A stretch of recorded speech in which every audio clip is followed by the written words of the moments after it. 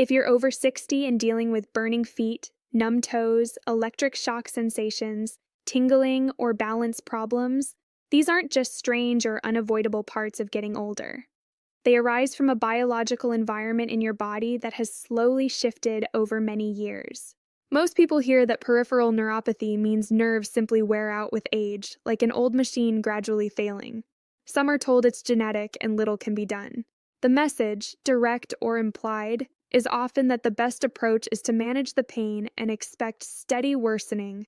What is rarely explained is that nerves don't deteriorate randomly. They respond to the chemical conditions, blood supply, and daily metabolic signals they receive. When that environment turns harmful, nerves struggle. When it improves, nerves can often hold on to more function than expected. Peripheral neuropathy isn't one specific disease. It's a pattern of nerve damage. It describes what happens when peripheral nerves, the long pathways connecting the brain and spinal cord to the rest of the body, start to malfunction. These nerves carry signals for sensation, movement, balance, temperature, and pain. Because they are long and energy intensive, they are especially vulnerable to problems like unstable blood sugar, poor circulation, inflammation, and nutrient deficiencies. That's why symptoms usually appear first in the feet and hands, the farthest points from the heart, most dependent on tiny blood vessels. A key point is that nerve damage builds silently for a long time before symptoms show. For years, sometimes decades, nerves endure ongoing but invisible metabolic stress without obvious warnings. In this hidden phase, damage advances. Proteins in nerve fibers distort, blood vessels stiffen, the protective coating thins, and electrical signals slow or lose accuracy. The nervous system compensates for a while, hiding early issues. By the time burning, numbness, or instability appears, the damage is already substantial. This delay explains why neuropathy often feels sudden and unfair, even though it developed gradually. In many cases, a central culprit is a group of compounds called advanced glycation end products, or AGEs. These form when glucose permanently binds to proteins and fats in the body. The binding isn't harmless. It alters the structure and function of those tissues. Once formed, AGEs are hard to remove and accumulate over time. They particularly damage tissues needing flexibility, precise signaling, and strong microcirculation, making peripheral nerves a primary target. To understand why AGEs matter so much, consider the process at a molecular level. Glucose is essential fuel, but it's also chemically reactive. When blood sugar stays elevated for long periods, glucose interacts with proteins more often. Under certain conditions, this creates permanent, rigid, sticky crosslinks. It's similar to how sugar caramelizes and hardens when heated. In the body, it happens slowly and steadily when glucose control is poor. The result is tissue that's less elastic, less functional, and more prone to inflammation. In peripheral nerves, AGEs affect three main areas at once. First, they alter the nerve fibers themselves, disrupting proteins essential for transmitting electrical impulses. Second, they damage the myelin sheath, the insulating fatty layer that allows signals to travel quickly and reliably. Damaged myelin slows, weakens, or distorts those signals. Third, AGEs harm the small blood vessels, supplying oxygen and nutrients to nerves. These tiny capillaries are crucial for nerve survival. When they stiffen or narrow, nerves become undernourished and weakened.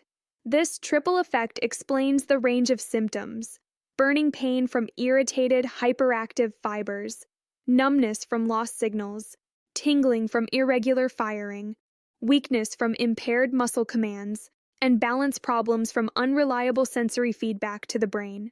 Symptoms vary in combination and intensity, but the underlying pattern is often consistent. A commonly overlooked detail is that fasting blood sugar gives only a partial view. Many with neuropathy are told their glucose is normal because fasting levels fit standard ranges. But fasting captures just the daily low point, not the damaging peaks. The greatest risk for age formation comes after meals, when blood sugar rises and lingers for hours. These repeated post-meal spikes drive nerve damage over time. As we age, the body becomes less efficient at clearing glucose from the blood. Muscle mass declines, insulin sensitivity decreases, and sugar stays elevated longer after eating. This doesn't mean aging directly causes neuropathy. It means aging reduces metabolic resilience. When combined with common modern habits, frequent snacking, late-night eating, and processed foods, it sets the stage for age accumulation. Vitamin B12 plays another crucial role. It supports myelin maintenance, aids DNA synthesis in nerve cells, and helps clear harmful byproducts. B12 absorption often declines with age and is further impaired by medications like acid blockers and metformin. Low B12 removes an important protective layer for nerves, allowing damage to progress rather than being repaired. Standard blood tests can miss functional B12 deficiency. Levels may appear normal, yet still fall short of what nerves require. This gap leaves many vulnerable without realizing it. By the time symptoms appear, the deficiency may have lasted for years. Dietary ages are another frequently ignored factor. Ages form inside the body, but they also come from food. High-heat cooking methods, grilling, frying, roasting, browning, produce large amounts of pre-formed ages. These are absorbed and add to the body's total burden. Even with good blood sugar control, certain cooking practices accelerate tissue damage. Switching to gentler, lower heat methods can substantially reduce this intake. Once damage begins, inflammation amplifies it. Ages activate immune responses that sustain nerve irritation. This is why symptoms often intensify at night, when circulation slows and inflammation persists. It also explains how neuropathy disrupts sleep, creating a vicious cycle. Poor sleep increases insulin resistance, stress hormones, and sugar spikes, which generate more ages and inflammation, further harming sleep. Physical movement is one of the most effective ways to break this cycle. Muscles pull glucose from the blood after meals. Even brief walks can significantly lower post-meal sugar levels. This isn't mainly about weight loss or intense exercise. It's about better metabolic regulation. Consistent activity reduces the raw material for ages and improves nerve blood flow.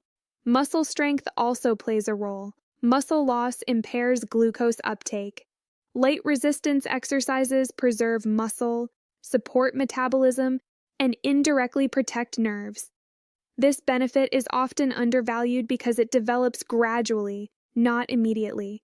Hydration supports circulation and clears metabolic waste. Dehydration thickens blood, reduces microvessel flow, and concentrates glucose. Many older adults drink less without noticing, subtly increasing nerve risk. Consistent fluid intake bolsters vessel health with minimal effort. Stress influences neuropathy through hormones. Chronic stress elevates cortisol, which raises blood sugar and promotes insulin resistance. Stress alone doesn't cause neuropathy, but it worsens the metabolic conditions that damage nerves. Simple stress reduction techniques lighten this burden and improve stability. One of the most harmful misconceptions about neuropathy is that progression is inevitable. This belief discourages action and leads to passive acceptance of decline. While severely damaged nerves may not fully recover, many partially affected ones can stabilize and function better in a more supportive environment. People frequently report reduced pain, improved balance, better sleep, and higher quality of life once new damage slows or stops. The goal isn't perfection, it's protection. Every period of stable blood sugar is time free from chemical assault on nerves. Each improved night of sleep supports repair. Each reduction in inflammation aids signaling. Over time, these small improvements accumulate, just as the earlier losses did. Peripheral neuropathy isn't merely a nerve disorder. It's a metabolic condition that shows up earliest in nerves. Viewing it this way transforms it from an unavoidable destiny to something you can influence. The emphasis shifts from symptom management alone to stabilizing underlying causes. This offers no guarantee of miracles, but something more reliable, meaningful influence over the process. And that influence matters a great deal. When people recognize that peripheral neuropathy stems from prolonged metabolic stress rather than sudden nerve failure, another realization often follows. The nervous system doesn't operate in isolation. It constantly interacts with other body systems. Blood vessels, muscles, hormones, immunity, and the gut all influence whether nerves stay resilient or deteriorate. This interconnectedness explains why neuropathy rarely appears alone. It typically comes with fatigue, sleep disturbances, digestive changes, balance difficulties, or mild brain fog. These aren't unrelated. They're different expressions of the same core imbalance. A frequently overlooked contributor is persistently elevated blood sugar after meals that doesn't qualify as diabetes.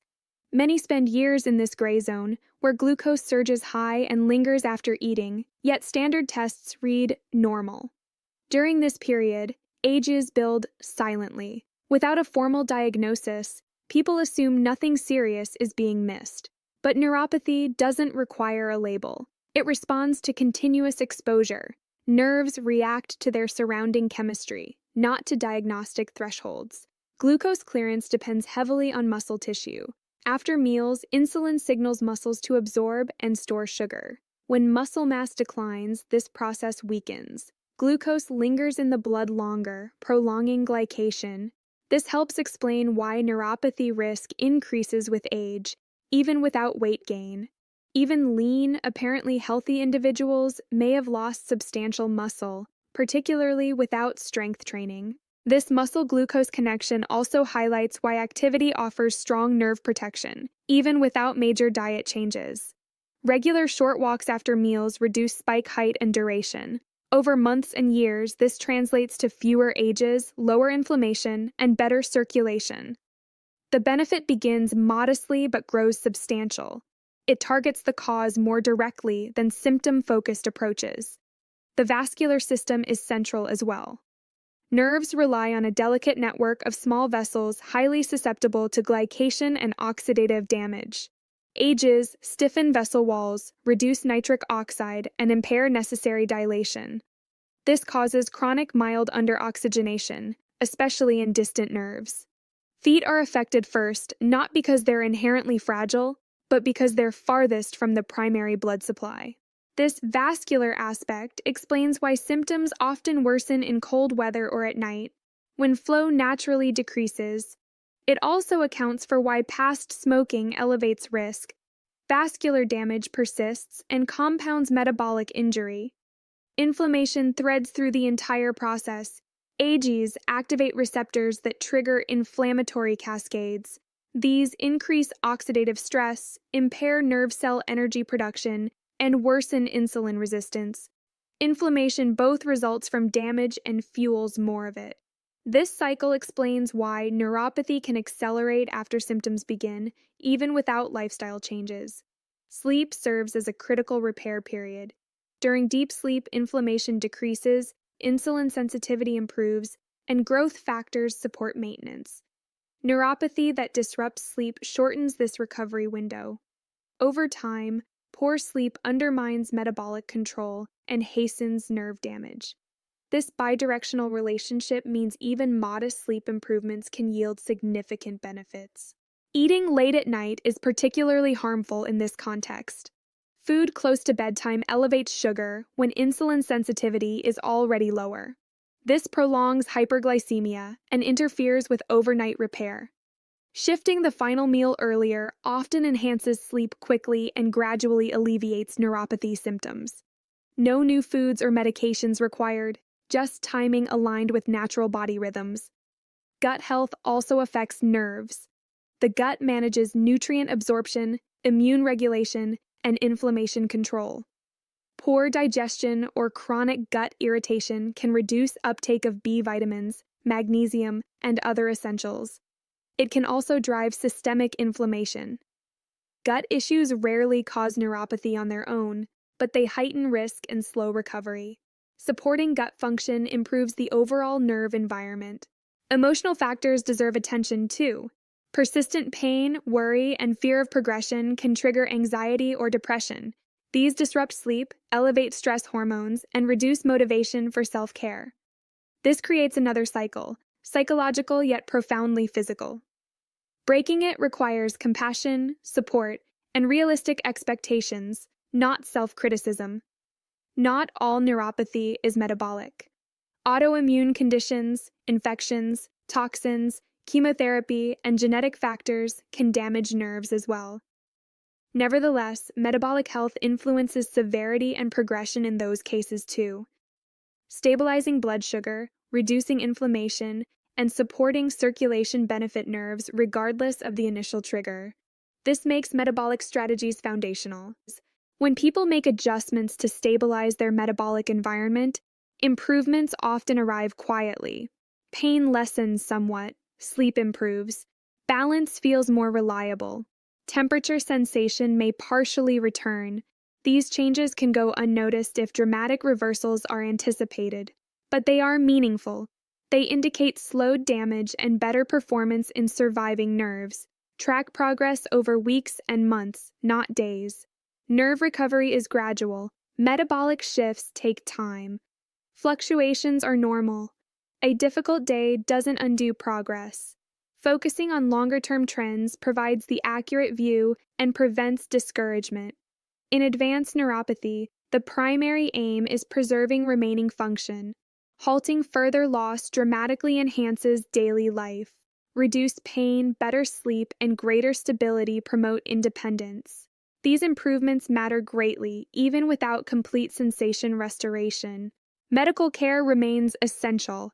Sudden or rapidly worsening symptoms warrant evaluation to exclude other causes. Don't discontinue symptom medications without guidance. Lifestyle measures complement, not replace, professional treatment. Research increasingly views neuropathy differently. What was once considered inevitable aging is now seen as modifiable, shaped by lifestyle, metabolism, and overall health. Complete reversal isn't possible for everyone, but many have greater influence over their course than previously believed. The most important shift is perspective. Neuropathy doesn't simply happen. It develops within a specific internal environment. Alter that environment, and you alter the outcome. Not quickly or completely, but meaningfully. Effective long-term management of peripheral neuropathy depends more on consistent small habits than dramatic interventions. Nerves respond to repeated patterns, not occasional perfection. One strong week followed by a prolonged lapse achieves little. But modest positive steps sustained over years can redirect the trajectory of decline. It may feel gradual in a world seeking quick solutions, but it aligns with how nerves actually adapt. Aging introduces natural changes that increase neuropathy likelihood. Insulin sensitivity declines, cellular energy efficiency drops, and low-grade inflammation rises. These occur even in those maintaining good weight and appearance. The changes are slow and easy to miss until symptoms appear.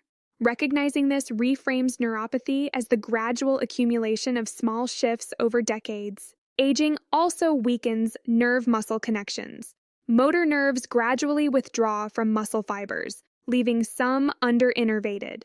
Surviving nerves attempt compensation, but there are limits. Over time, movement precision decreases, balance declines, and nerve-muscle signaling weakens. This elevates fall risk and reduces activity, accelerating muscle loss and metabolic issues. Foot care grows increasingly vital as neuropathy progresses. Reduced sensation heightens the risk of unnoticed injuries, ulcers, or infections. Daily foot inspections become an essential routine. Proper footwear, skin moisturizing, and monitoring calluses or nail changes help prevent major complications. Many severe neuropathy problems arise not solely from nerve damage, but from avoidable foot issues that go undetected. Chronic pain alters brain processing. Sensory, emotional, and attention regions become hypersensitive. This central sensitization amplifies pain and lowers tolerance. Neuropathy management therefore includes calming the central nervous system. Techniques such as slow breathing, mindfulness, or gentle activity can reduce symptom intensity despite ongoing peripheral damage. Pay attention to key nutrients that support nerves. B12 deficiency can mimic or exacerbate symptoms. Magnesium assists nerve signaling and relaxation. Supplements should involve testing and medical oversight, but identifying reversible deficiencies is worthwhile. Hydration influences blood viscosity and flow. Mild chronic dehydration restricts microcirculation and reduces nerve oxygenation. Thirst perception often diminishes with age, increasing vulnerability. Consistent, adequate fluids strengthen circulation. Social connections provide unexpected advantages. Loneliness elevates stress, impairs sleep, and reduces self-care motivation. Maintaining relationships with family, friends, or groups supports emotional well-being and indirectly improves physical outcomes. Activity often feels easier and more consistent with others, adding metabolic benefits. Fear of deterioration can subtly restrict choices. Some avoid movement to prevent pain or falls, but this accelerates decline. Replace fear with informed action. Adapted exercise is safer than inactivity. Nerves benefit from gentle use. Inactivity signals the body that the area is less essential, reducing repair priority. Regular medical appointments for chronic conditions can feel rushed. Arriving with clear notes on symptoms, changes, and questions improves discussions. Advocating for yourself enhances care. It's not confrontation, it's necessary for effective ongoing management. Caregivers need support as well. Witnessing a loved one's persistent discomfort is challenging. Understanding that progress is uneven and ups, downs are normal helps set realistic expectations. Supporting caregivers ultimately benefits the person with neuropathy. Over time, the impact of small constructive choices becomes evident. Those who prioritize metabolic stability, movement, sleep, and emotional health often experience slower progression and fewer complications. Symptoms may persist, but they become more manageable.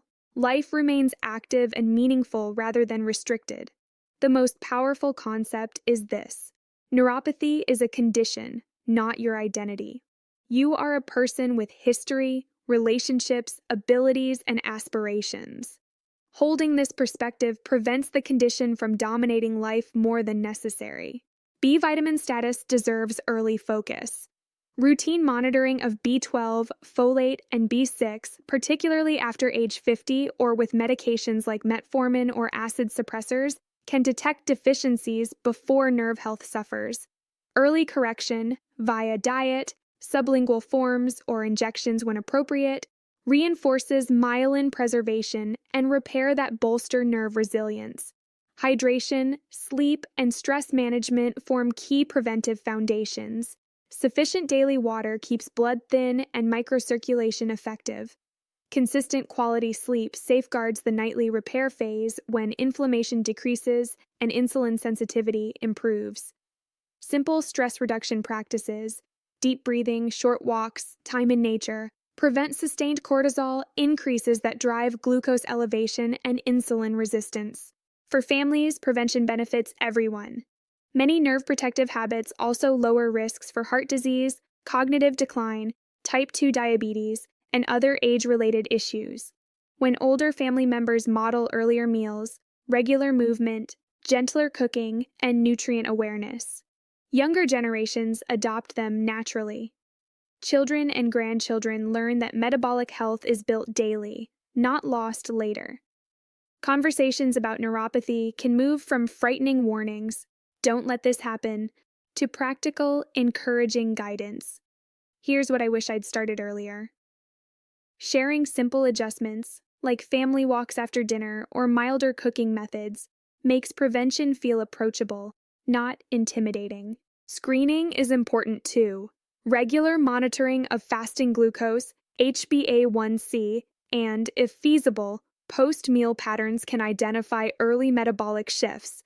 Even within normal ranges, gradual increases over years can prompt small interventions before permanent damage occurs.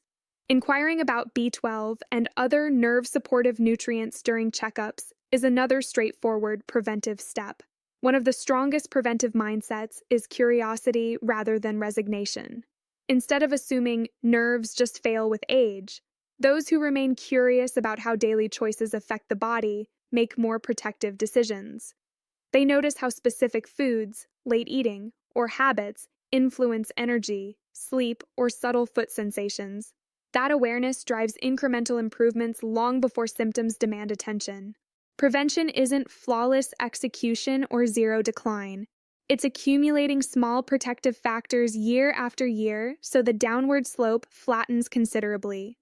Someone in their 70s or 80s with only mild, occasional tingling, solid balance, and reasonable sensation has typically followed these principles quietly for decades, not extremes, but steady habits. The information here isn't hidden or overly complex. It draws from decades of research on metabolism, glycation, inflammation, nerve function, and aging.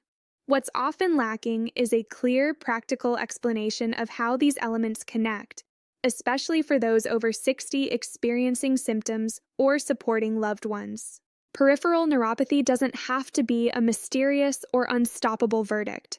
It's a signal, a delayed alert that the internal environment has drifted too far from balance for too long. The encouraging reality is that the same environment permitting damage can usually be gently guided back toward conditions that slow, stabilize, or partially restore function. You don't need to undo decades of change overnight. You simply need to stop contributing to the problem now and continue that tomorrow and beyond.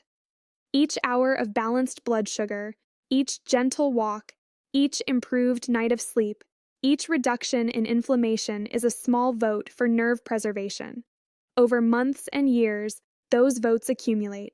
They don't erase all damage, but they rewrite the narrative, from inevitable worsening to managed stability, from resignation to genuine hope, from helplessness to real agency. That shift, from nothing can be done to I can influence a great deal, is where meaningful change starts.